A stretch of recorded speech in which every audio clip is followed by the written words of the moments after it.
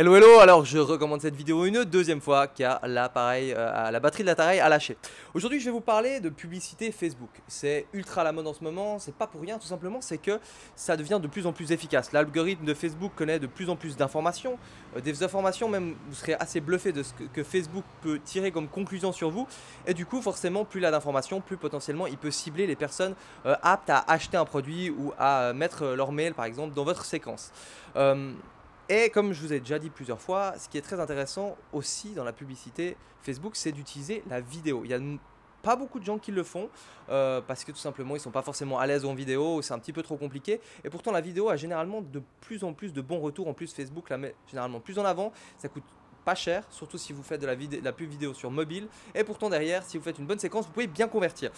Le problème c'est quoi? C'est que vous connaissez tous Facebook, vous défilez, les pubs passent. Alors déjà si la pub ne retient pas votre attention, si l'image, si vous faites une pub image, ne retient pas votre attention, si c'est une image un peu banale, vous voulez parler de business, vous mettez une image de 3 personnes qui sont sur leur ordinateur en train de faire du business, voilà, ça va pas avoir beaucoup d'impact. Vous avez beau avoir un super texte bien copyrighté, c'est l'image dans un premier temps qui retient l'attention, puis la personne va regarder le texte.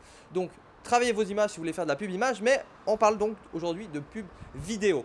Et qu'est-ce qui se passe quand vous faites une pub vidéo? La personne descend le mur et vous avez déjà remarqué, Facebook enclenche les vidéos pour attirer l'attention, mais évidemment sans le son.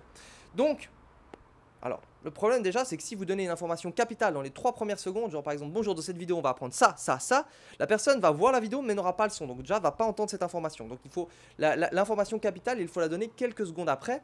Et généralement, au début, les 2 ou 3 premières secondes, il faut attirer l'attention. Alors ce que je peux faire, par exemple, quand je commence une vidéo, je fais stop, appuyez sur la vidéo, mettez le son.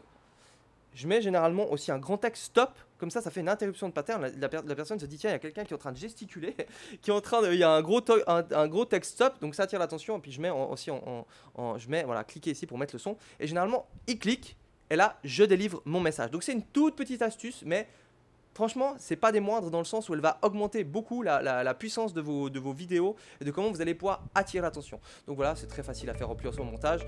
Donc voilà, c'était l'astuce du jour pour augmenter l'impact de vos vidéos pour la publicité Facebook.